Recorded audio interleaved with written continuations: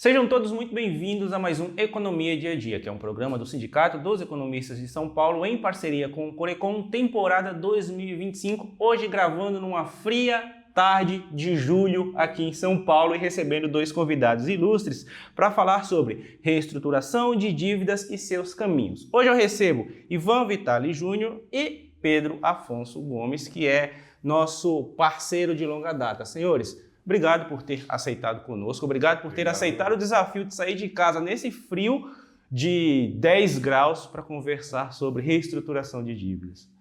É um prazer tê-los aqui. Ainda mais junto com o Pedro. Vamos começar. Mas nós aqui estamos no frio para tentar ajudar as pessoas que estão em fria. É isso mesmo. Vamos entender, ajudar as pessoas a entenderem o que constitui uma dívida.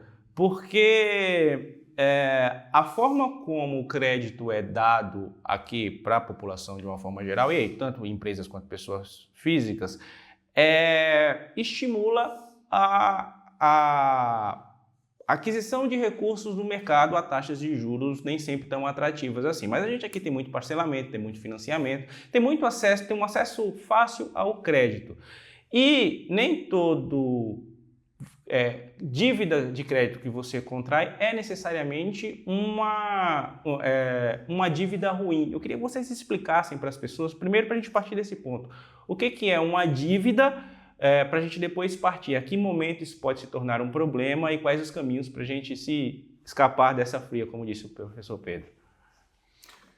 Vejam, se a gente for trabalhar a questão da dívida, ela tem que ser bem entendida dentro de um contexto muito maior. Uhum. Porque na hora que você olhar dívida, parece que é uma coisa ruim. Sim, nem todo gasto vira uma dívida, né? Alguém, nós vamos falar aqui mais focado nas empresas, mas uma pessoa física pode adquirir um apartamento financiado, ele tem uma dívida. Uhum. Mas se ela está sob controle, porque ele não tinha o dinheiro presente para comprar aquele imóvel ou preferiu dar prioridade ao dinheiro momentâneo para um refinanciamento, não significa que ela é ruim, vai dar uma casa própria àquela pessoa ou ela já está utilizando para a moradia da sua família. Então a dívida é muito relativa e muito mais com a empresa, né, Pedro? Pedro, que é economista, pode falar melhor do que eu. É impossível ao empresário, dentro do mercado, a dificuldade de ser empresário, ainda mais no Brasil, né?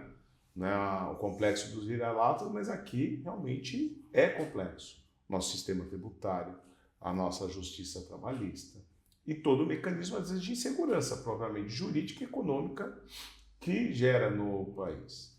Então, o empresário, nem sempre, para ele ser competitivo e estar no mercado, ele pode trabalhar com dinheiro presente. Uhum. Né? Ele não pode ser, talvez, como uma pessoa física, ela pode ter a opção de ser mais agressiva, ser mais impetuosa ou ser mais conservadora. Isso é pessoal. Uhum. Né? Eu sou um pouco conservador, não tanto, mas eu sou bem conservador. Eu tento gastar o que eu ganho. Gosto até de sobrar um pouquinho. Às vezes não é fácil, né, Pedro? Mas eu gosto de sobrar. Tem pessoas que não, né? Entram em financiamentos, arriscam mais, não tem tanto medo do amanhã. Enfim, isso é pessoal. O empresário, ele não tem essa opção. Por quê? Se ele falar assim, eu só vou comprar o meu insumo, o meu investimento, com o meu dinheiro presente, ou seja, o que eu ganho menos do que eu gastei, tirando um pouco do lucro e comprando, ele está sendo extremamente conservador. Ele nunca vai entrar no endividamento. Uhum. Só que nisso ele pode estar matando o negócio dele. Porque o concorrente dele pode ser mais agressivo, pode ser mais impetuoso, criar endividamentos saudáveis, se a gente pode falar assim, para o investimento no seu negócio e alavancar e matar o negócio dele, que seria um concorrente. Uhum. Então, não é fácil a vida do empresário, porque nem sempre, todo mundo acha, não, você é culpado, você está nessa situação. Nem sempre. Foi uma circunstância de mercado, do negócio dele, ou da ambição dele. Né? Ele quis ter uma prospecção maior de mercado, crescer, uma alavancagem, que ele não tinha capital ou precisava utilizar o capital para outras coisas, e resolveu fazer essa alavancagem com dinheiro de terceiros, no sistema bancário, seja lá o que for, ou com algum fornecedor. Uhum. Isso não tem nada de ilegal, não tem nada de mal. Sim. Ah, não, ele foi ambicioso, né? E aí ele é condenado. Tá vendo o que dá ambição humana? Mas a gente esquece do revés e da contrapartida que o empresário ele gera socialmente. Porque se ele foi ambicioso, investiu e deu errado, ele foi ambicioso. Né? Mas se ele, com a ambição dele, deu certo esse novo negócio, esse novo investimento, todo mundo se locupetou. Ele é um gênio. Aí ele é o gênio. Ele é o inovador. Ele é inovador. Agora, professor... Desculpa. Sem problema, vou começar, retomar. Agora, professor Pedro, quais cenários que o empresário deve ficar, do ponto de vista econômico, tá, como economista mesmo, quais cenários que o empresário, ou as pessoas de modo geral, devem observar antes de contrair uma dívida, por exemplo? Então, o Dr. Ivan falou agora da dívida boa, ou seja, aquela em que os recursos são tomados para investir e multiplicar o faturamento e o lucro do empresário. Esse é o melhor dos mundos, quando o empresário sabe captar e sabe aplicar os recursos. Mas ainda aí há um problema que é a falta de conhecimento da maior parte absoluta dos empresários sobre as melhores alternativas de financiamento. Então, muitas vezes, o empresário toma um empréstimo muito caro, com juros altos, e ele não dimensiona bem que o pagamento desses juros pode inviabilizar o seu negócio e reduzir significativamente o seu lucro. E não é só o pequeno. Eu trabalho para um grupo empresarial, a minha empresa trabalha para um grupo empresarial que tem dívidas da ordem de 11 bilhões de reais. Conseguimos ainda não pedir recuperação, mas no decorrer da análise eu percebi que muitas vezes eles foram aceitando as taxas propostas pelos bancos sem uma análise mais profunda, apenas com uma ótica do próprio banco, dos próprios bancos. Ocorre que existe uma outra que é a dívida ruim, e aí eu digo porque o empresário tem que tomar cuidado, é que a dívida financeira, ou seja, a insolvência financeira que nós chamamos, ela decorre muitas vezes da operação geral da empresa. Ou seja, não é que ele provocou um problema financeiro a partir do departamento financeiro, é que a produção está mal dimensionada, não está dando resultado, a comercialização não está sendo feita da forma mais correta, a logística também não, a publicidade, etc. Tudo aquilo que compõe a empresa não está bem dimensionada. E aí a gente diria, bem, existem nesse caso fatores externos e fatores internos. Muitas vezes o empresário não tem controle sobre os fatores externos, mas ele pode ter alguns antídotos para evitar que o fator externo tenha tanto impacto na sua empresa como ele poderia, como normalmente teria se ele não fizesse nada.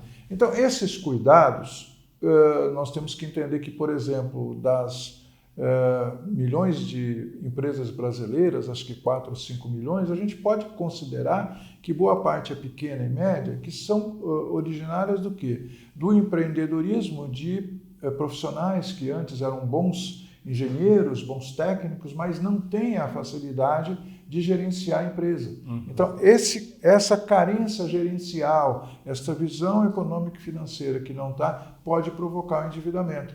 Então, é uma série de fatores. E por isso é que o empresário tem que tomar cuidado e se cercar de todas as informações para reduzir. Embora sempre vá haver endividamento e aquele que for bom deve ser incentivado, não reprimido. O ruim é que deve ser evitado.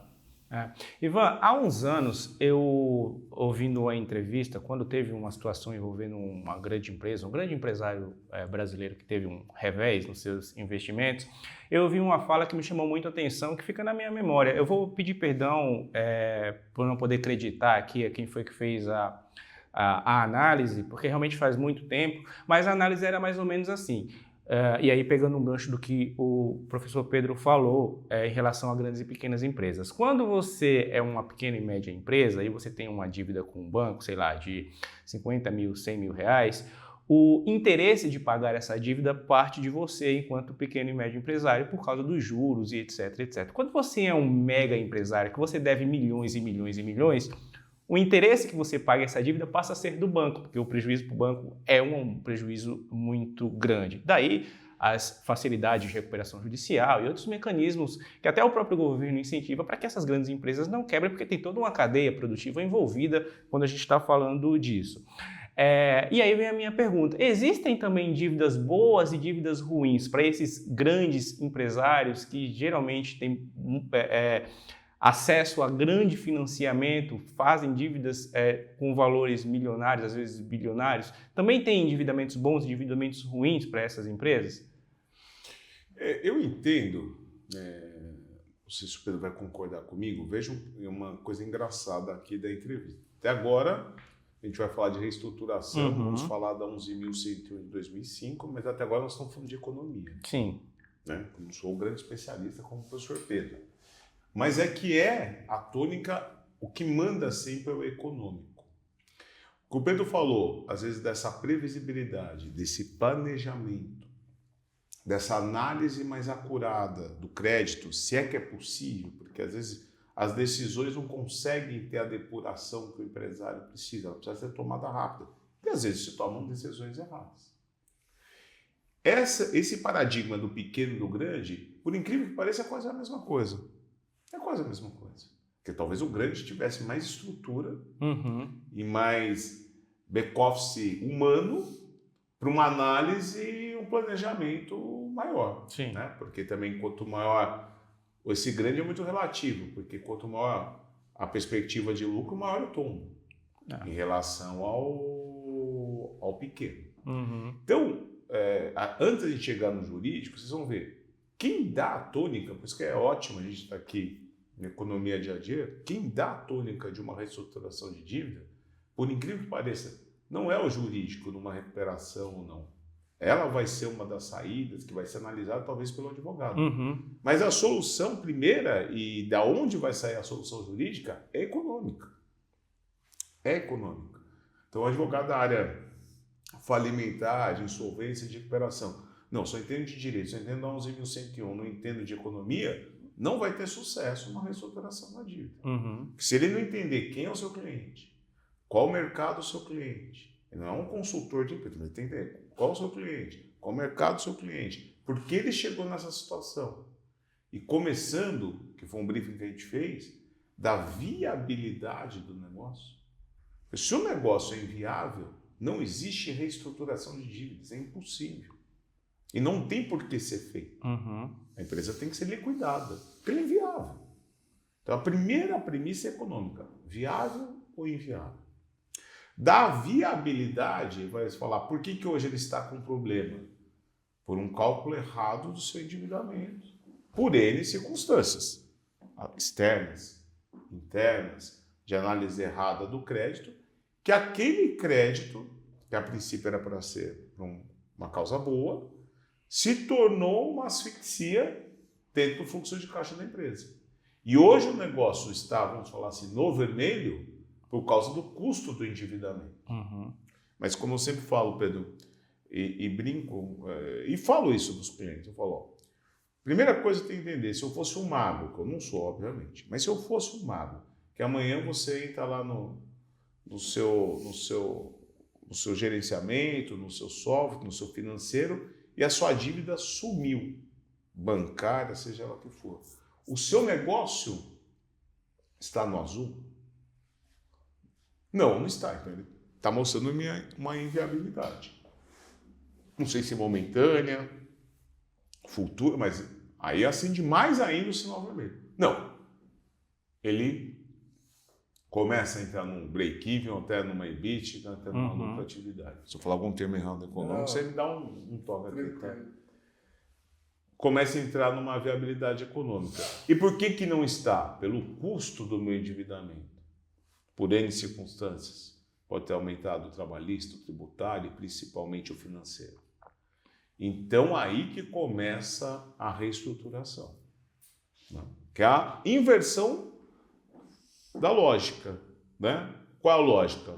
onde eu estou bem? Quando o meu caixa está cobrindo a minha dívida. Uhum. E aí o cobertor ficou curto. É simples assim. Minha dívida, hoje meu fluxo não consigo honrar. Eu tenho que priorizar dívidas, eu tenho que ver onde eu pago porque não dá. Alguém vai ficar sem. E eu estou numa crise. O que eu tenho que fazer? Levar meu caixa para a dívida. Simples assim.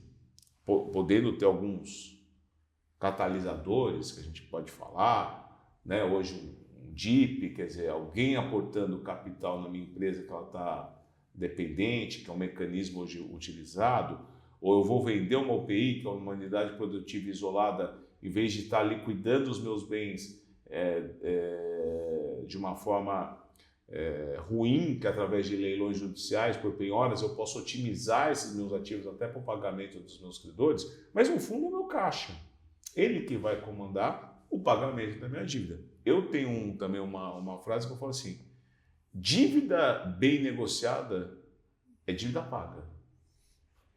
Você renegociar para não cumprir, por melhor que tenha sido a renegociação, é melhor ter falado que você não vai cumprir. Do exemplo muito básico, né, Pedro? Eu sempre dou esse exemplo, quem me conhece, eu falo. Eu e o Pedro, a gente se conhece há um bom tempo, né? Aí no mercado a gente tem um carinho, uma amizade. Então, devo 1 milhão para o Pedro. Vamos pensar isso mesmo uma empresa. O Pedro chega hoje aqui, fala: vamos resolver essa situação? Vamos fazer o seguinte, eu vou te dar um deságio de 30%. Essa dívida de 1 milhão, vamos fazer 700 mil. Tá? Vamos fazer o seguinte, 70 parcelas de 10 mil. Sem juros e sem correção. Então, quando você vai ver que ainda o deságio foi um pouco maior, porque não tem juros e correção numa parcela de 70 meses. Eu chego em casa, com a minha esposa, eu falo: poxa, o Pedro é meu amigo mesmo, né? Bem que eu podia confiar no Pedro. Sabe a dívida lá de 1 milhão com ele? Ele fez 700 mil em 70 parcelas de 10 mil reais.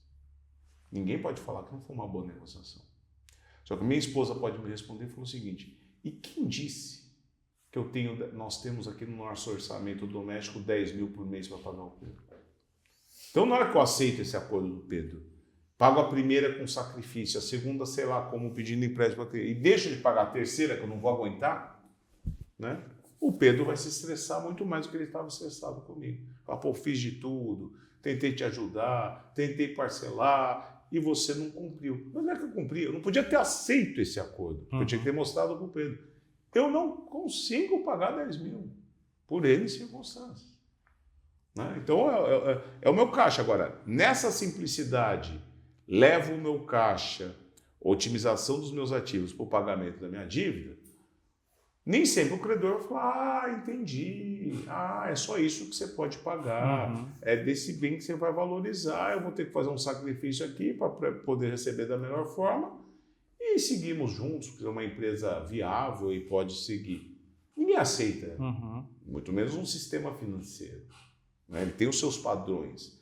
Então, hoje, quando você vai falar com um banco vamos dizer, para o banco ter uma negociação mais equânime, você vai falar quase de bilhões. Porque se você estiver na faixa dos milhões, do bilhão para baixo, você é mais um.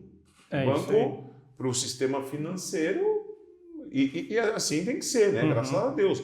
Eu não posso hoje ser correntista desses grandes bancos, né? Como eu sou de alguns, e amanhã falou: uma dívida de 800 milhões está botando em risco o banco. Eu vou. Sim. Quem vai infartar daí sou eu, né? Mas lá meu dinheiro, é isso mesmo. O meu dinheiro lá não vai afetar. Porque eles vão ter compensações tributárias, eles têm que ter um padrão de renegociação. Então, nem sempre essa conversa, e isso é fácil. Isso às vezes vai ser litigioso e isso vai envolver processos. Seja de uma negociação pura, seja num processo de recuperação extrajudicial, chegando até uma recuperação judicial. Quem define a renegociação simples, extrajudicial, é o advogado? Eu falo: nunca. Não sei se o Pedro concorda comigo. É a economia, é o financeiro. E aí, Pedro, o que eu quero... Do teu caixa que você vai escolher a medida jurídica. É isso. E aí, Pedro, eu quero te perguntar, nessas empresas que você auxilia, presta consultoria, o Ivan falou, em algum momento da resposta dele, sobre analisar a viabilidade do negócio. Isso também não envolve só o bolso, isso envolve também uma questão emocional, um afetivo. É o seu sonho, né? É aquilo que você acreditou que seria o seu legado para, né, o mundo. Você já precisou ter essa conversa com alguns dos seus clientes e como que é esse papo, do ponto de vista até emocional também em relação a isso? Praticamente todos a gente tem que falar isso, pelo seguinte, existe essa questão afetiva, o meu avô, meu pai criou essa empresa há 60 anos e tal. Aí a gente tem que mostrar o seguinte, a realidade, né? Tem que dizer a eles que um negócio não se sustenta só pelo sonho, e aí a gente recorre até aquele livro famoso do Orígenes Lessa chamado O Feijão e o Sonho, em que o professor, marido do casal, era sonhador, mas a mulher dele sempre dizia, tá bom, com seus sonhos nós vamos conseguir comprar o feijão. É um livro fantástico, que eu li em criança ainda. Mas voltando ao assunto, sim, nós temos que falar sempre com as pessoas o seguinte, se você não seguir por determinados caminhos, o seu sonho vai desaparecer. E não é por sua culpa, ou pode ser por sua culpa, mas nós temos que ter remédios. E buscar sempre, como eu sou muito otimista, sempre fui, buscar os potenciais que existem naquela empresa, que às vezes os próprios sócios não entenderam. Certa vez, uma pessoa que tinha sido meu cliente no Banco do Brasil pediu concordata, ainda na lei antiga, o Decreto-Lei 7661 de 1945, que vigiu até 2005, e ele falou, eu não estou encontrando saída, eu pedi a concordata, mas eu não sei. Aí entrei na fábrica dele, falei assim, Sérgio, o que fabricam as suas máquinas de sopro? De injeção, aliás. Ele fala, brinquedos. Eu falei, não, Sérgio, o que fabricam as suas máquinas? Brinquedos. Eu falei, não, as suas máquinas fabricam brinquedos agora, mas você trabalha 4 a 5 meses por ano para fabricar brinquedos, que é quando vende. E se você fabricar utilidades domésticas, bacias, baldes, essas coisas que vendem o ano inteiro? Eu nunca pensei, mas minha empresa é de brinquedos. Tá bom, modifica a razão social e começa a fabricar e vender para os atacadistas da 25 de março. Isso salvou a empresa.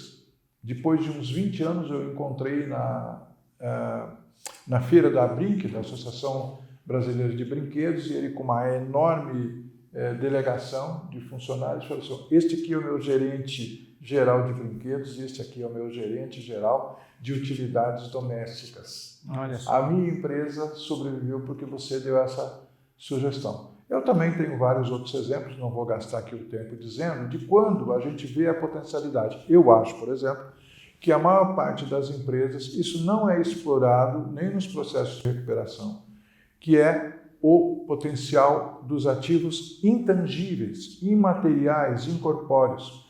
Muitas vezes não se vê isto, mas ele existe. Há alguns anos, uma empresa muito famosa de calçados no Sul entrou em recuperação e foi ser vendida a marca dela. Foi feita uma avaliação desta marca da ordem de 4 milhões. Então, esses 4 milhões deveriam ir para pagamento dos credores. Quem adquiriu pagou 11 milhões. Aí a pergunta, por que alguém paga 11 milhões se a avaliação é de 4? Primeiro, ele não quer que outro concorrente dele fique com a marca. Segundo, e mais importante naquele caso, ele comprou a marca porque ele precisava ter lojas. Quem adquiriu não tinha lojas em shoppings em grande quantidade. E essa grande empresa que entrou em recuperação tinha 1000 lojas em shoppings no Brasil todo. O que ele fez? Ele colocou o produto com essa nova marca, continuou colocando e colocou os produtos dele nas mesmas lojas. Então, aquilo que ele já tinha multiplicou-se. Então, é tudo uma questão de estratégia. É só a gente pensar, as 5 maiores empresas mundiais, elas não têm bens materiais, bens tangíveis em grande quantidade, em grande valor. Elas têm muitos bens intangíveis. O que é a Amazon? A Amazon é um nome e um sistema. E é nisso que se baseia esse grande negócio. Pergunte quantas lojas eles têm. Pergunte essas lojas de tênis. mundiais, eles só têm a marca, eles não têm nem fábrica própria. Porque toda a receita, todo o lucro é gerado a partir dos bens intangíveis. E muitas vezes as empresas têm marcas fortes, têm fundos de comércio fortes e não aproveitam isso para alavancar os seus negócios e para, inclusive, oferecer como garantia para os seus credores. Então isso ainda está faltando, entendeu? É aí que eu não sei se cheguei a responder tudo que você me perguntou, mas o que eu digo para você é o seguinte: a gente precisa chegar para o empresário e fazer com que ele enxergue o que ele não está enxergando. É a primeira coisa. Seja ruim, seja boa. Se for ruim, temos que ter as soluções, ou apontar as soluções e acompanhar. Se for coisa nova, temos que desenvolver com ele. É isso aí. Ivan, vamos começar a falar sobre a reestruturação efetivamente. Primeiro, quais os sinais de alerta que o empresário deve ficar ligado, as red flags que ele deve ficar ligado para, olha, talvez seja o momento de eu começar a pensar numa reestruturação financeira aqui da minha empresa? Isso é um grande problema, né? Pegando até um link do que vinha com o Pedro, por mais que você está falando de um CNPJ, de uma pessoa jurídica, que em tese é uma ficção, para facilitar as relações jurídicas, ela é feita por seres humanos, com vaidades, com histórias e com as suas complexidades. Então, primeiro que o Pedro está apontando com muita propriedade, as alternativas, as situações, até para a gente voltar àquela viabilidade, isso é muito difícil quando, junto com uma parte econômica, você chega à conclusão da inviabilidade. E a gente, às vezes, perde o cliente. Porque existem os encantadores de serpentes. Eu não vou fazer isso com o cliente. Colocar, até porque existe a vida dele, ou do pai dele, do avô dele envolvida. Tem uma história, né? De uma história envolvida. Mas você também chegar para ele e falar: se o negócio é inviável, o seu negócio não é uma reestruturação, e sim um fechamento ou uma falência, é muito difícil se ouvir. Né? Porque ele chegou lá no teu escritório para outra coisa, para você salvá-lo. Sim. Aí você fala: não, nós não vamos salvar, nós vamos realizar uma eutanásia empresarial, é muito difícil. Mas ela tem que existir. E quando você vai pensar em qualquer coisa, a discussão, quando você vai falar de eutanásia, eu brinco com o ser humano, você está falando de condições da dignidade humana. Sim. É outra discussão. Agora, aqui, quando é racional, negócio, você tem que ter uma análise econômica do direito, não tenha dúvida nenhuma. Então, quando ele começa dessa questão, é o cobertor curto, onde começa a sinalizar problemas numa justiça do trabalho, uma prioridade, começa a priorizar justiça do trabalho ou o seu fornecedor ou um banco em detrimento do fisco, quando você começa a acumular um passivo fiscal, e começa a chegar no momento que você fala: o cobertor está curto, eu não estou com condições de pagar todo mundo, começa a venda do almoço para pagar a janta. Isso não sei se o Pedro concorda, do pequeno ao grande. Do pequeno ao grande. Onde ele tem que assinar, eu preciso tomar uma atitude. O grande problema é essa tomada de atitude. E às vezes há uma delonga nisso. Porque é sempre a esperança. Não, mas o meu parceiro, ou não sei quem, falou que vai trazer o investimento. Não, o exemplo do Pedro, não, mas um parceiro meu já falou que vai investir para criar aqui uma linha de produção de bacias, enfim. Sim. Mas cadê o dinheiro? Cadê o cara? Não, ele está vindo, ele está analisando, né? Mas eu já fui lá com o banco, ele faz aquela renegociação, pior até, né? Mas o exemplo que eu dei ali com o Pedro, 30% e 70%, só que ele não verificou, por melhor que tenha sido a negociação com o banco, se ele vai ter condições de pagar aquela dívida dentro do planejamento do caixa. E quando ele entra nesse turbilhão, ele entra numa angústia. Então, ele para, pois só é importante a análise de um profissional, um economista, de um advogado, porque ele entrou num turbilhão que ele para de enxergar o teu negócio por cima. E as suas realidades, e os seus defeitos. E tentar consertar isso. Porque é um inferno, né? Tem uma piora na justiça do trabalho, uma execução fiscal, o banco protestou, o banco pediu... Não dá. Ninguém vai ter cabeça para analisar o seu negócio. Então, quando ele está, ele fala: agora é a hora de eu tomar atitude. Nem sempre é fácil. né? O termo, a recuperação judicial, hoje está muito em voga, seria uma forma mais tênue, acho que a gente vai falar dela, da extrajudicial, mas ela chega no momento que ela é a solução à última saída. E ele tem que ter essa questão, né? Não sei se eu já falo agora, por que o econômico vai balizar o jurídico? É o seu caixa. Como que nessa inversão a dívida não cabe no caixa ou o caixa para a dívida? Como que vai isso? Não, veja, estou dando exemplos básicos, né, para o nosso público entender. Não, mas se eu tiver só uns 6 meses de carência, porque é uma reestruturação aqui, eu já estou entrando com contratos novos, com vendas novas, agora eu estou sufocado daqui a um tempo, e aí um alongamento, uma melhora do custo do dinheiro já me resolve, porque ele está premido agora, mas lá na frente ele está mais tranquilo. Talvez não precise de nenhuma medida judicial. Uma boa renegociação, um advogado renegociando com os credores, mas de forma clara, objetiva, né? E você sempre entender, o credor para vir negociar ele precisa do chamado tranco. O que é o tranco? Parar de pagar. Não, mas eu vou te protestar, eu vou entrar com...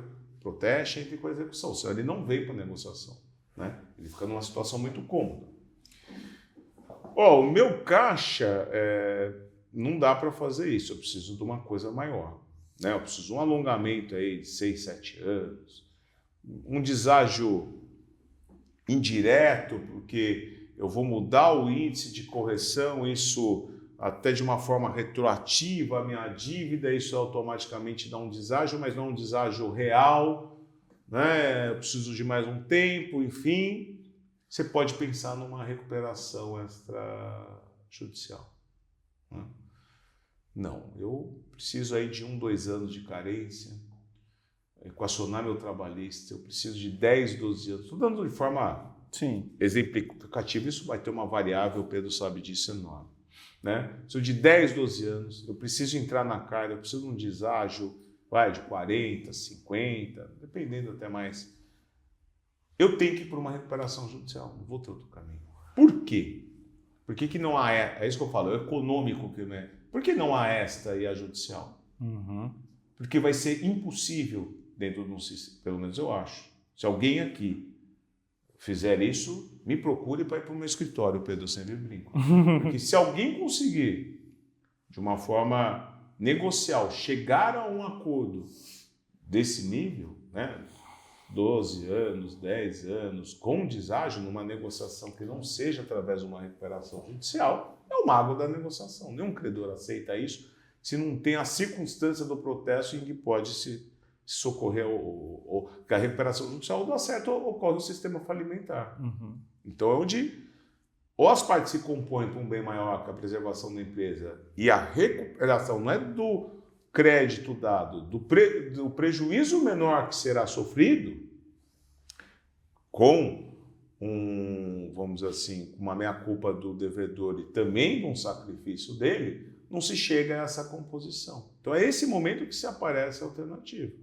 Se ela for mais tênue, ela pode ser extrajudicial ou nem mexer com o judiciário, mas quem manda é o negócio, é o econômico. Você pode contratar o melhor advogado do mundo, estruturar da melhor forma o seu processo de recuperação, conseguir o deferimento em juízo, negociar com os credores, conseguir a aprovação. Se o teu negócio não corresponder e o seu negócio não pagar a sua dívida, vai falir. Então não vai ser a culpa do advogado, vai ser a culpa do seu negócio. Ou, porque também estão orientados, só aceite aquilo que você vai poder cumprir amanhã. Até porque quando você pega no estudo que foi feito dos casos de recuperação que acabam se convolando em falência, nunca é raros os casos que ocorrem por falta de aprovação de plano. Os casos são normalmente por falta de cumprimento de plano. Ou seja, aprovou um plano que não vai se cumprir. Eu sempre, o Pedro que gosta dessas fábulas, dessas histórias, você conhece o do burro e do rei? Diga aí. Do burro e do rei. Eu falo, você não pode fazer dívida da fábula do burro e do rei. Que é o burro do rei, o súdito, ele foi condenado à morte. Ele falou, você tem o último pedido. Ele falou, o meu pedido é falar com o rei. Poxa, o último pedido não tem jeito, então tem que falar com o rei. E o rei, o bichinho de estimação dele era um burrinho, né? Um burrinho, enfim, como alguns têm cachorro, gato, porquinho hoje, né? Ele tinha um burrinho. Aí ele virou para o rei e falou assim, o senhor suspender a minha morte por 1 ano, né? Se você hoje é 3 de julho, né? De 2025. Se você suspender minha morte para 3 de julho de 2026, eu faço o seu burrinho falar para o senhor. Vai falar de política, futebol, vai falar o que o senhor quiser. O rei era apaixonado pelo burrinho. Você jura? Juro que eu vou fazer isso. Então tá bom. Vai, 1 ano. Suspendeu a morte dele por 1 ano. Na hora que ele sai da sala do rei, a mulher vem abraçar chorando, que seria o último abraço, os filhos, os amigos e tal. Ele fala, calma, se eu morrer daqui a 1 ano, porque eu prometi pro rei que eu ia fazer o burrinho falar, né? Mas daí os amigos, mas isso é impossível. Como que você vai fazer o burrinho falar? Então daqui a 1 ano você vai morrer. Ele falou assim, calma, né? O rei pode morrer, eu posso morrer e o burro pode morrer. Pode morrer. Mas então, tá confiando na morte do burro. Não pode. Não pode uma negociação de dívidas aquela. Vamos aceitar, por mais que a gente não vá cumprir, postergar. Porque daí começa a recuperação da recuperação, né, Pedro? Aprova um plano que não vai ser cumprido, daí a nova assembleia. Aí começa, aí o negócio não aguenta, começa a virar uma bola de neve que fica insustentável. Pelo que eu entendi, e aí depois eu quero que o Ivan fale um pouquinho mais sobre isso, às vezes acho que as pessoas que vão procurar ele já estão meio com a corda no pescoço, assim. E aí, Pedro, eu quero te fazer essa pergunta. Você identifica lá que as pessoas, quando vão atrás da consultoria para esse tema aí especificamente, já fizeram todo aquele caminho que ele citou? Já procurei um sócio que ainda não entregou o dinheiro, já fui ao banco pegar um financiamento, já fui numa casa de crédito, etc, etc. O caminho é mais ou menos esse? É interessante porque a maior parte dos meus clientes vem através dos advogados. Eu trabalho para quase 500 advogados no Brasil. E esse caminho eles já fizeram junto ao advogado. E justamente porque o advogado precisaria de mais subsídios para poder trabalhar, para poder ajudar, porque você sabe, o setor de milagres é no andar de cima. Nem o advogado, nem o economista faz, né? Então a gente procura. Eu até brinco que o santo padroeiro, a igreja dos meus clientes é aquela igreja ali na Avenida da Liberdade, a Santa Cruz dos Enforcados, porque a maioria dos meus clientes é endividado. Então, esse caminho aí que você falou, que o Ivan falou agora, é um caminho normal de empresários e que buscam uma solução para o seu problema. E eu vou te dizer que eu já fiz 13 mil pareceres, já trabalhei para mais de 1.000 empresas, pessoas físicas umas 2.000, e não exatamente do jeito que o cliente quer, mas sempre você tem uma solução melhor do que ele está. A maioria das vezes, graças a Deus, tive sucesso, porque sabe o que acontece, Deco? Você que é um profissional da comunicação, o século XXI é o século da informação. Quem tem informação consegue resolver as coisas. Quem não, tá. Eu comecei a trabalhar nesse negócio de falência concordata, por incrível que pareça, vou fazer 65 anos e trabalho há 44 nesse assunto. Desde os 21, quando comecei como auxiliar de um comissário de concordata pelo Banco do Brasil, ainda na vigência do Decreto-Lei 7661 de 1945, trabalhei assim até 2005. E de 2005 em diante, trabalhei com a Lei 11.101. O que ocorre?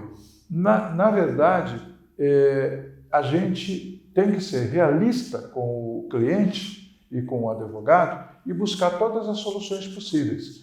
É claro que precisamos também manter a lógica, manter o que é possível fazer. E há muita coisa que ser feita. Quer dizer, por exemplo, é interessante a revolta. Eu já participei, depois de 2005, de umas 60 ou 70 assembleias de credores ou de empresas diferentes, né? E o tom é sempre o mesmo.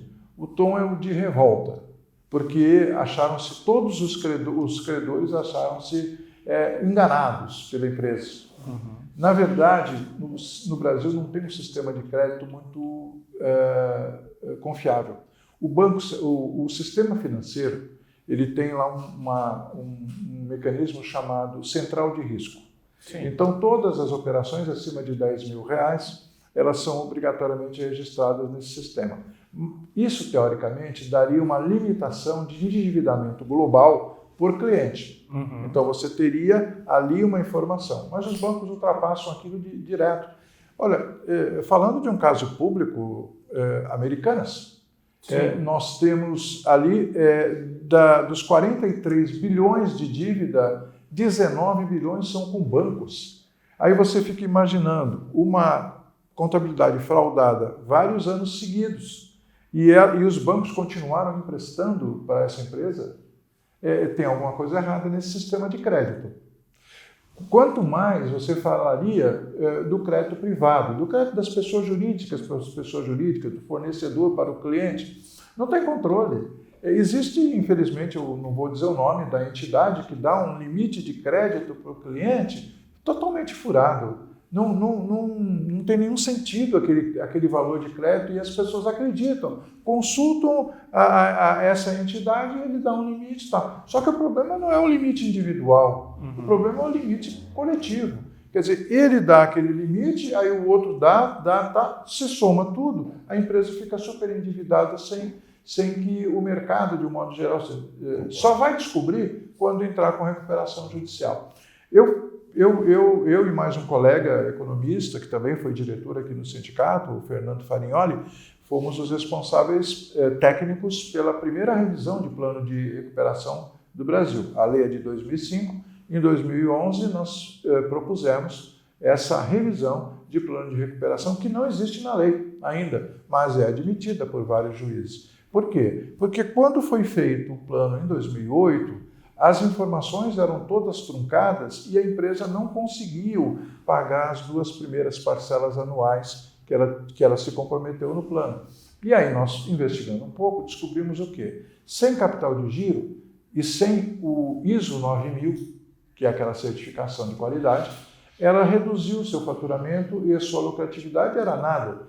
E o que sobrava, ela estava pagando de juros no desconto de duplicatas e capital de giro que ela conseguiu com um fundo de investimento que ia ser mais caro, com uma factory e tal. Aquele mesmo valor que ela deveria ter destinado para os credores, ela estava pagando para bancos em custos, em despesas financeiras. Naquela ocasião, por que houve a revisão? Porque ela tinha vendido um imóvel que já estava no plano que ela venderia e reverteria para os credores. E a nossa função, o valor do imóvel não era um exagero, mas vamos pensar hoje, 2.800.000 na época, nós fizemos o seguinte, fizemos uma proposta para os credores que a empresa pagaria 1.400.000 para os credores, o endividamento era de 30 milhões, mas seria assim, 90% dos credores seriam quitados, os grandes é que ficariam.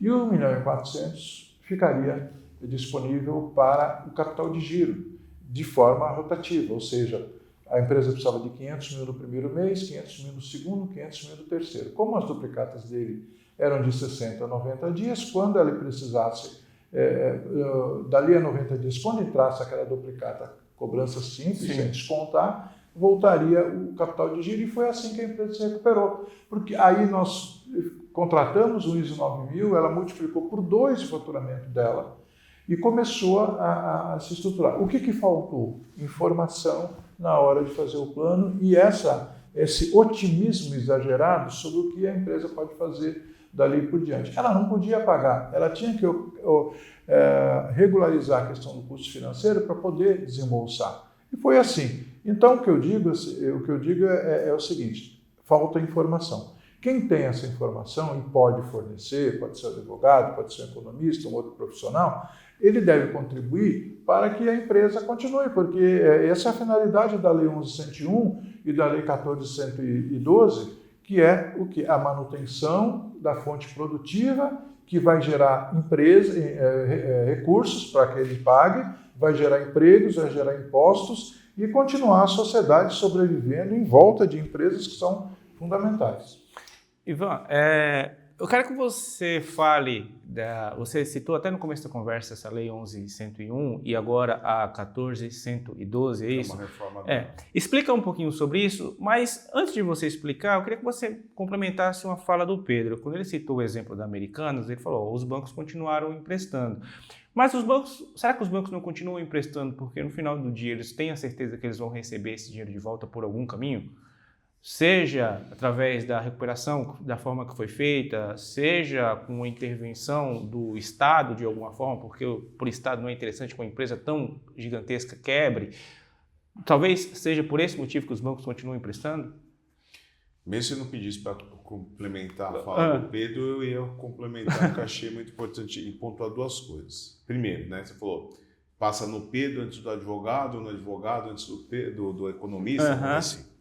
Muitas vezes, pode ser o contrário, normalmente o que o Pedro falou, né? Pelo desespero, ele pensa numa recuperação judicial, ele pensa numa reestruturação, seja essa, ele nem conhece, ele vai no advogado, né?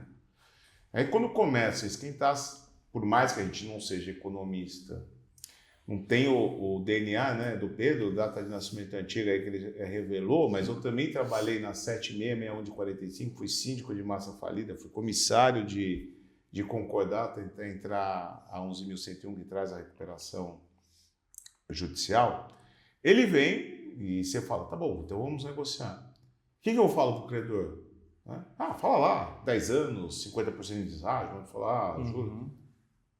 Eu falo e você acha que o credor vai falar assim, legal. Bacana, vamos nessa. É o que eu falo, infelizmente esse plano chutado não existe mais, não sei se o Pedro concorda comigo. Pode ser qualquer coisa, mas ele tem que ser consistente, ele tem que ser claro. O credor tem que entender da onde você tirou aquilo, né? Foi da numerologia? Pode ser um critério. Foi da cabala? Pode ser outro, né? Mas o mais importante é você trazer de forma racional. Ou seja, é um DRE bem feito, um fluxo de caixa projetado bem feito, em que eu vou mostrar para o credor a minha situação, o meu caixa e como eu posso te pagar. Não tem outra forma, né? Como eu falei no briefing, eu não sou Banco Central, não emito moeda. Eu não tive o poder que um homem já teve de multiplicar os pães. Então é o meu caixa, é o meu negócio. E onde a gente encontra a alternativa. Eu sempre falo e é assim. Se tem alguém do sistema bancário que já negociou comigo, Pedro, quando vem, qual a sua proposta? O banco fala assim, a minha proposta é essa. Não, né, muda totalmente, minimamente a proposta que eu tinha levado, piorando ela drasticamente. Você me fala, tá aceito. Tá aceito? Por mim tá aceito. Você é o credor, você demanda uma aprovação, quem sou eu para falar o contrário? Por mim tá aceito, né? Alguns já sabem que só olha agora o meu DRE, meu fluxo de caixa e mostra como é que eu pago essa dívida. Se você não provar que eu pago essa dívida, quem sou eu para falar que eu não aceito? Então, como às vezes ele não tem o empresário estruturado isso, aonde a gente vai socorrer do economista?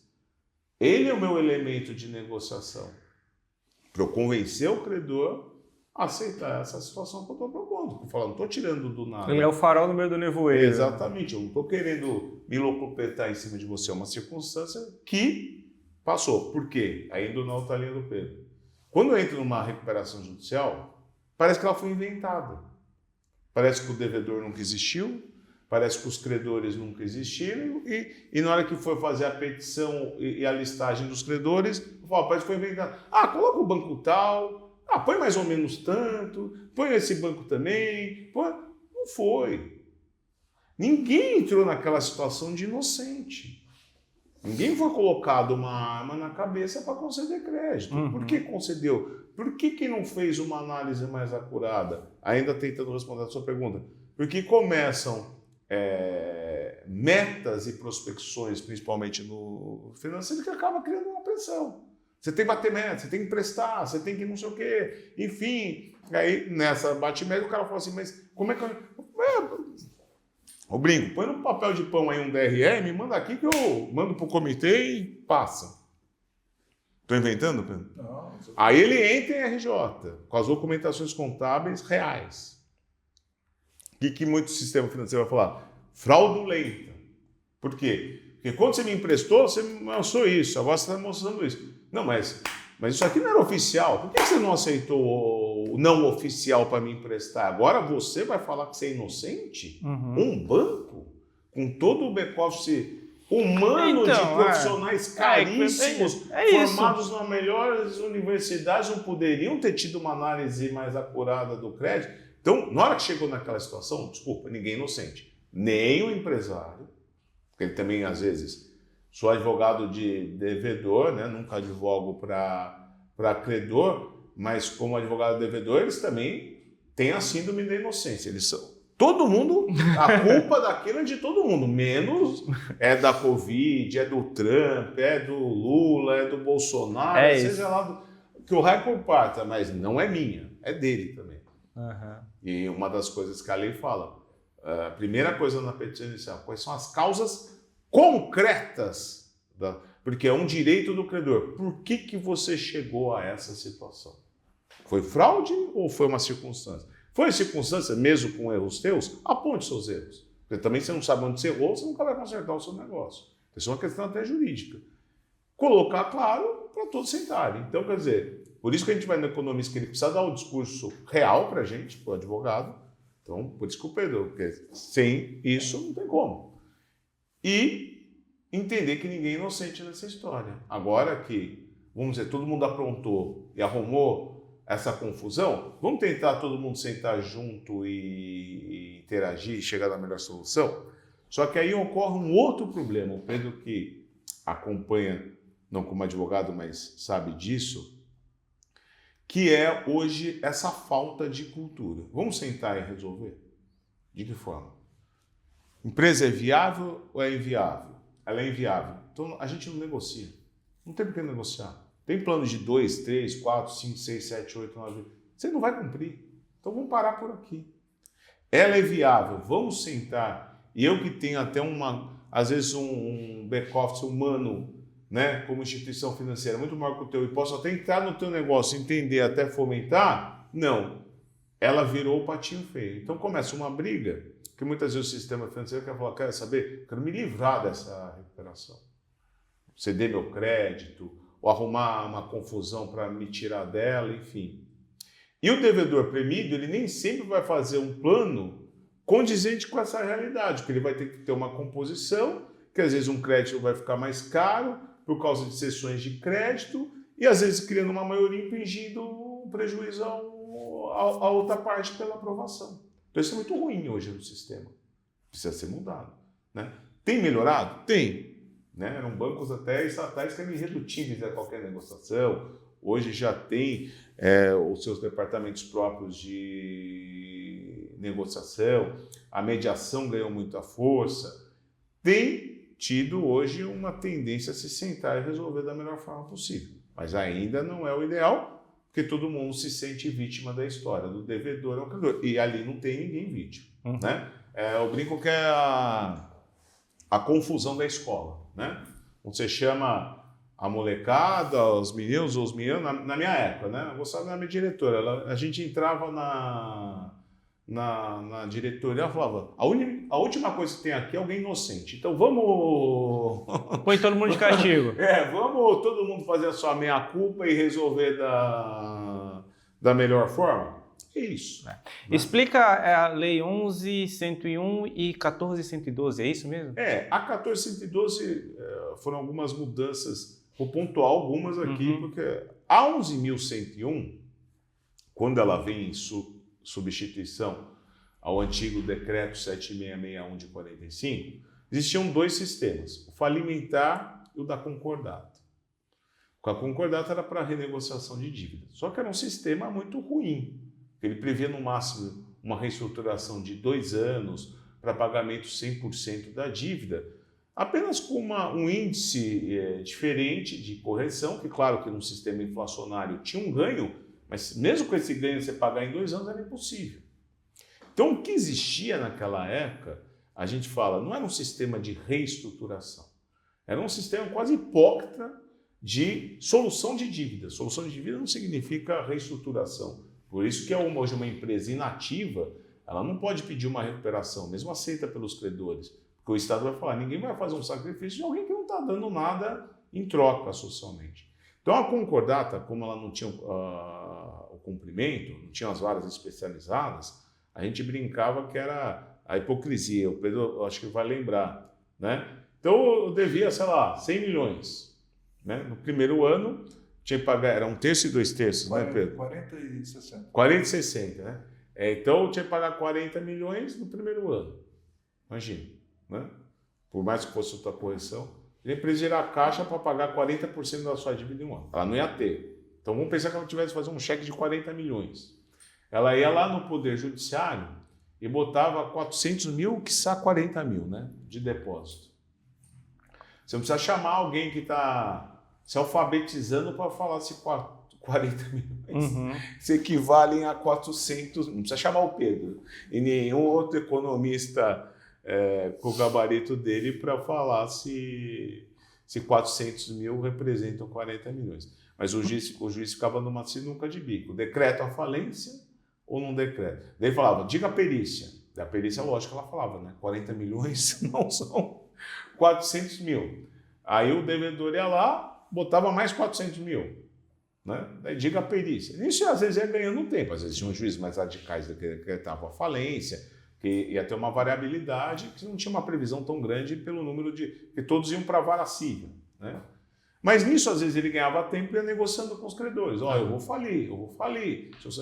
E aí vendia o crédito, faziam sessões de crédito, são coisas legítimas, chegava para o juiz e falava, ó, quero o encerramento da concordata porque todos os credores estão desistindo dela. Não era um projeto de reestruturação, olhando o ente produtivo, olhando uma perspectiva maior de dívida. Quando vem a 11.101, ela cria a recuperação judicial e a extrajudicial.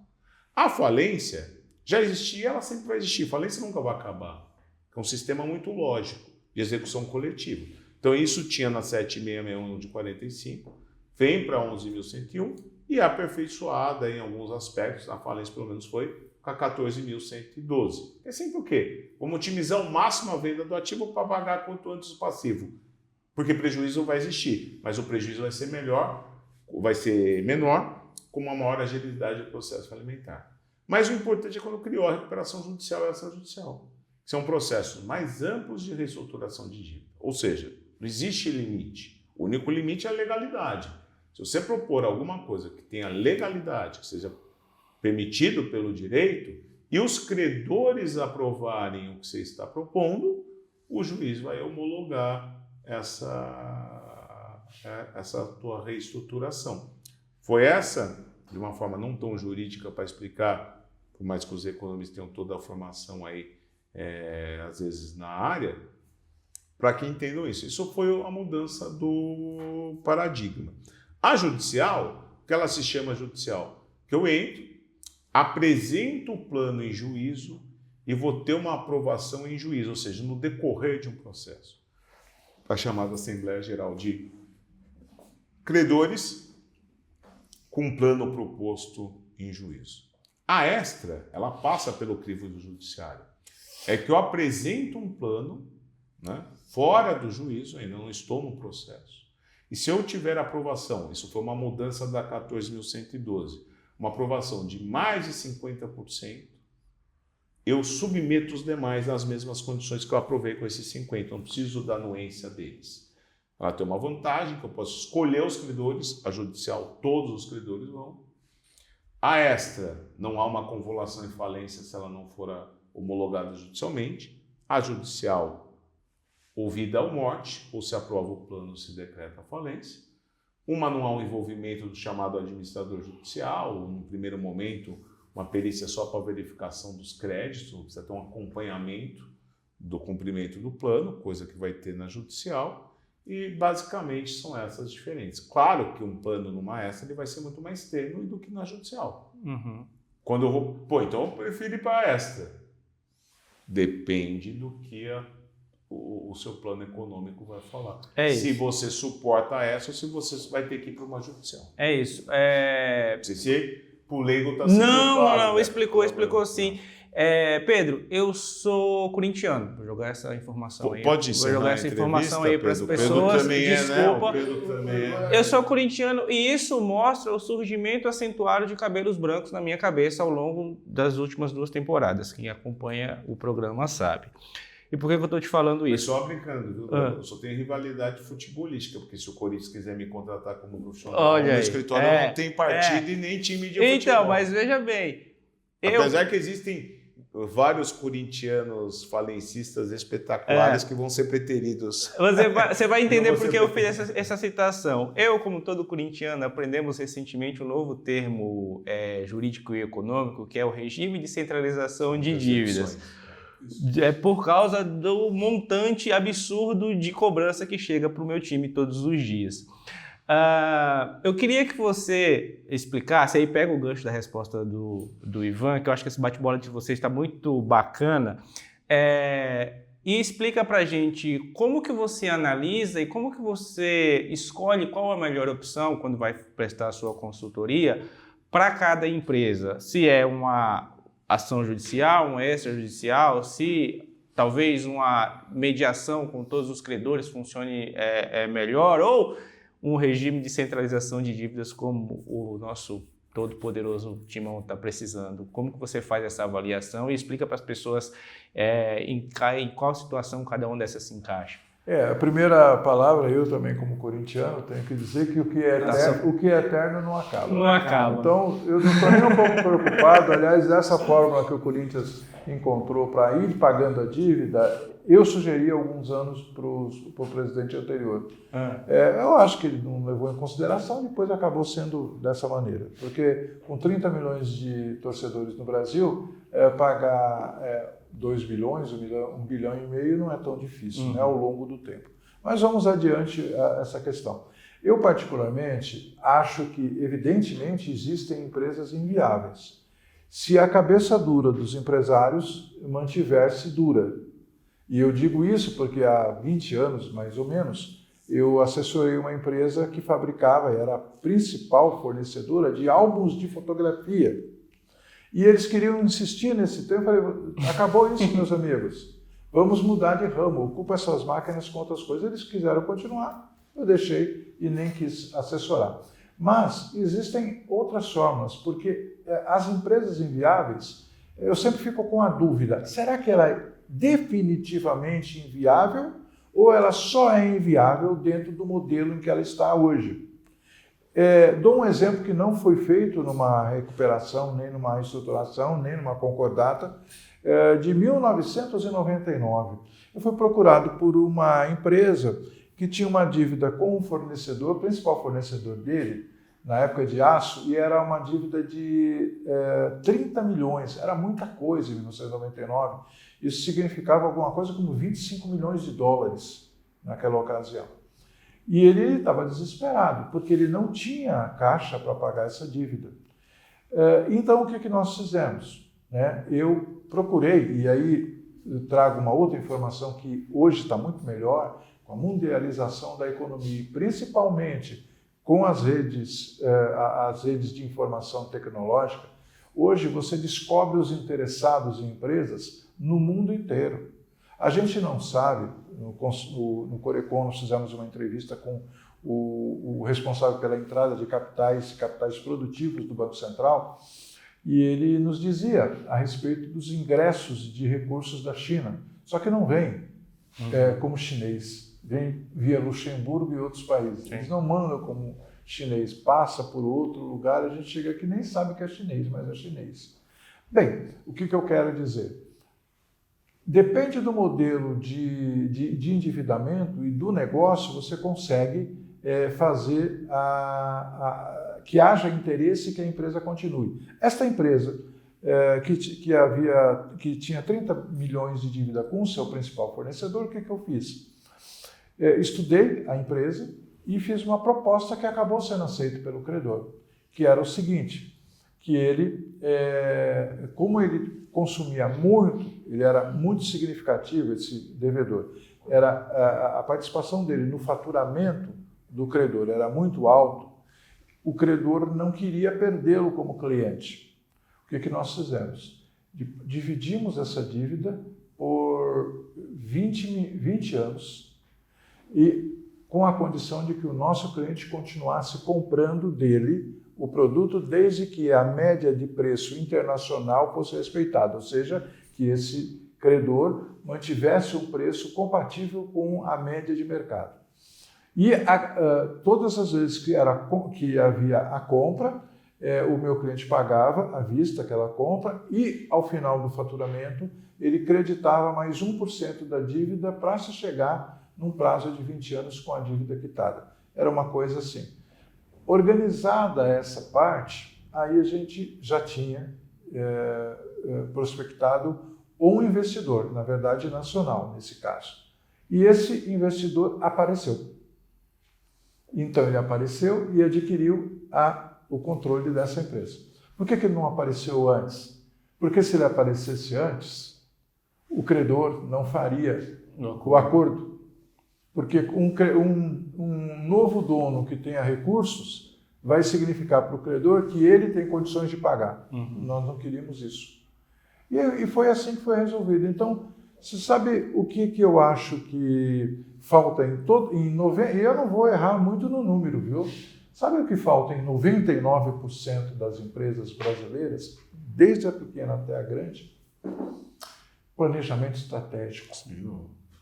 Porque as pessoas entram como se as coisas acontecessem sem riscos, e não fazem o planejamento. Esse tipo de endividamento, às vezes, você consertaria se o planejamento fosse feito e revisado sempre que é necessário, o planejamento tem que ser revisado. E a empresa, então, vai acabar tendo um grande projeto inicial que vai se perdendo ao longo dos anos porque ela não foi acompanhando as mudanças no mercado. Então, o que eu diria para você é assim, esse regime centralizado, as proposições que estão, as alternativas de incremento de novas soluções que estão na lei de recuperação, outras iniciativas...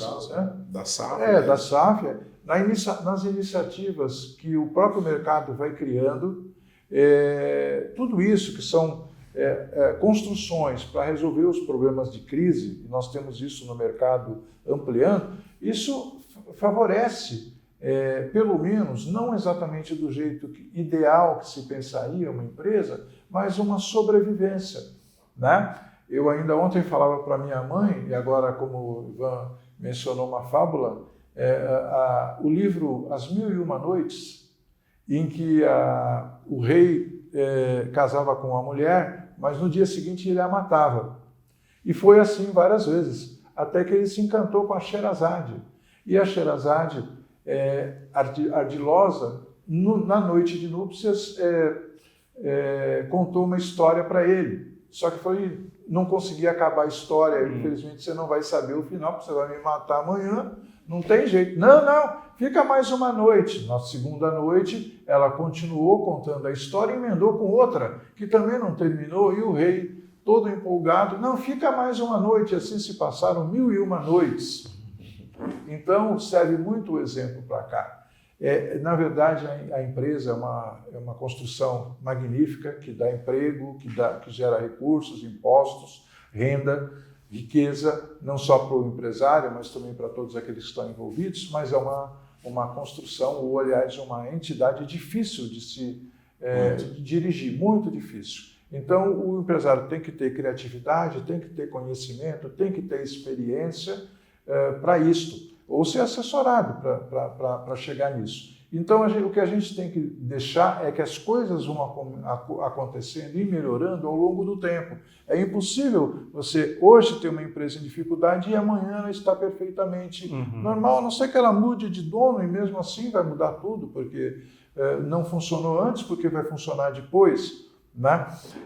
São coisas assim, Deco, Ivan, que a gente tem que passar para os empresários, que eles têm solução, mas que a solução nem sempre é exatamente o que eles esperam, e sim aquilo que é possível dentro do campo econômico, das possibilidades reais da economia, com todos os conflitos, a concorrência, os interesses diferentes, as regras legais, as regras de mercado, a mudança de cultura das empresas, porque, por exemplo, uma academia de balé, já assessorei uma academia de balé com este corpinho aqui, né?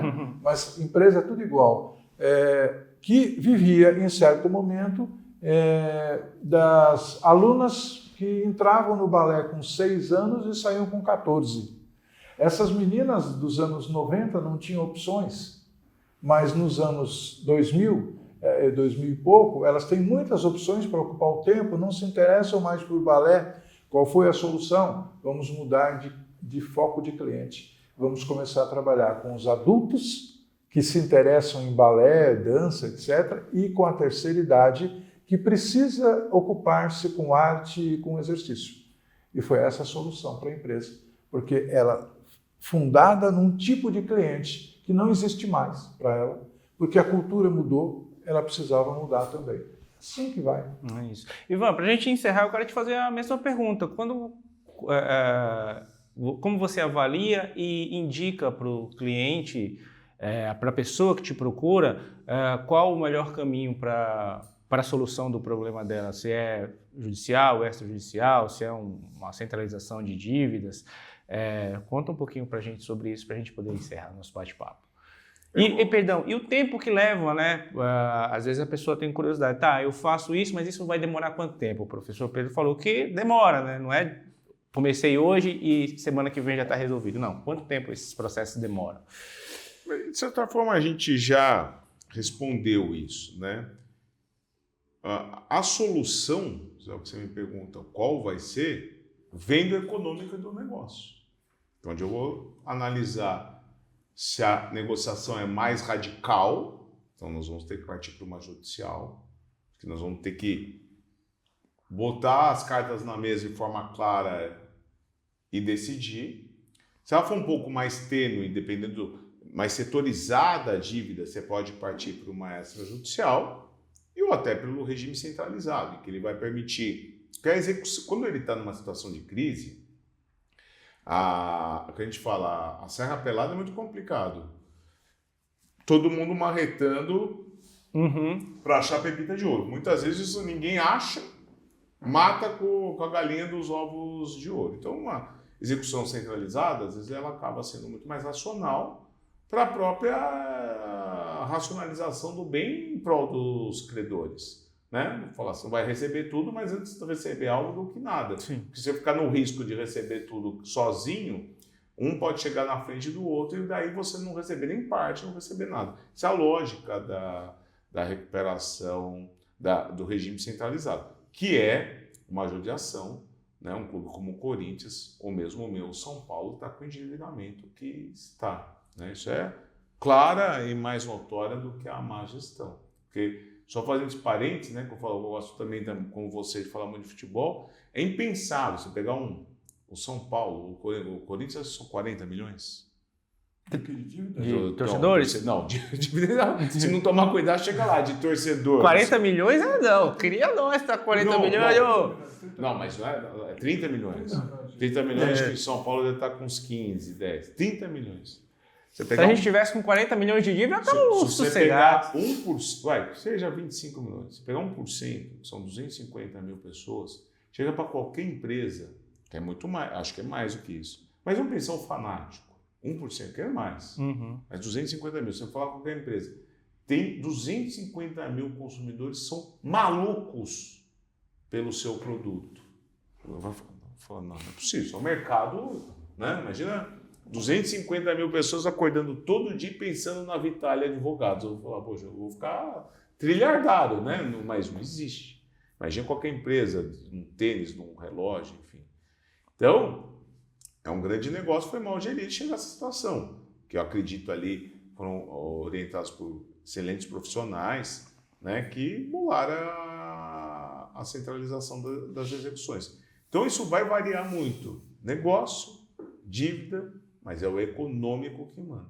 Hoje é impossível alguém chegar, estou com endividamento de tal, onde que é? Você mapeia o endividamento, olha o quadro societário, as empresas, Enfim, doutor, a recuperação judicial é extrajudicial. Claro que você tem um feeling ali, pelo tutor. Vai falar, não posso. Preciso falar com o seu econômico. O meu econômico está uma bagunça, não tem ordem ou contábil. Pedro, ou algum outro economista vai ter que auxiliar. Porque ou você me dá um norte para eu saber qual o caminho, por isso que ela é uma área que envolve o contábil, envolve o econômico, envolve o jurídico. E elas se entrelaçam para a melhor solução do cliente. Senhores, eu quero agradecer. A gente sempre tenta fazer a melhor entrevista possível para aquele momento. E a melhor entrevista é sempre aquela que a gente não faz. Então eu tenho certeza que a gente vai receber do pessoal que está acompanhando a gente dúvidas e questionamentos. A gente encaminha para vocês. Eu tenho certeza que vocês vão responder com o maior prazer. Eu quero agradecer. Se vocês quiserem deixar o contato para quem se interessou de alguma forma por esse conteúdo e quiser conversar direto com vocês, fiquem à vontade. Primeiramente, eu queria agradecer ao Carlos, presidente do sindicato, Carlos Oliveira, ao José Roberto Araújo, que já foi presidente, que hoje é meu colega até na junta comercial, no nosso vocalato. Agradecer demais ao Pedro Afonso Gomes, que a gente tem um carinho aí há muitos anos, né, pelo meio, enfim. Agradecer a todos e a você aí pela entrevista. Qualquer dúvida, nós estamos à disposição. Pode me mandar um e-mail, ivan@vitaleadv.com.br, ou até pelo WhatsApp, pode anotar meu celular, 11 99967 4497. Também estaremos à disposição para qualquer dúvida ou esclarecimento que porventura não ficou tão claro. Pedro está sempre por aqui, né? Mas como as pessoas te acham? Me acham demais, em todos os lugares. Bem, eu estou sempre à disposição. Como eu disse, eu fui muito honrado por ter sido presidente desta casa por 9 anos, portanto 10% do tempo de existência da casa eu fui presidente, com muita honra. Hoje sou conselheiro federal efetivo no Conselho Federal de Economia, já fui presidente do Conselho Regional de Economia da 2ª Região, São Paulo, durante 3 anos, vice-presidente lá também por mais outros 2. Onde me acham? pedroafonsogomes@gmail.com, celular 11 99620 9099. E se colocar o meu nome no Google, vai ter várias outras referências minhas e fotos e vídeos, se bem que eu seja bem feio, exceto nas palavras da minha mãe. Mas teremos... Sempre brinco, hoje eu falo, ninguém engana ninguém, né? Solta o nome, eu sou advogado assim, especializado, põe lá na internet. Na dúvida, dá um Google. Senhores, obrigado de verdade. Obrigado a vocês. Espero que vocês voltem em breve para a gente continuar esse bate-papo. E para vocês que ficaram até aqui, eu quero agradecer a paciência e a parceria de sempre. Eu espero que vocês tenham gostado dessa conversa, tanto quanto eu. Interajam com esse conteúdo de alguma forma, espalhem essas informações, porque eu tenho certeza que em algum lugar alguém está precisando de ajuda e do conselho dessas 2 pessoas que hoje nos deram essa aula aqui sobre reestruturação de dívidas. Muito obrigado de coração, espero ver todos vocês na próxima. Tchau, tchau.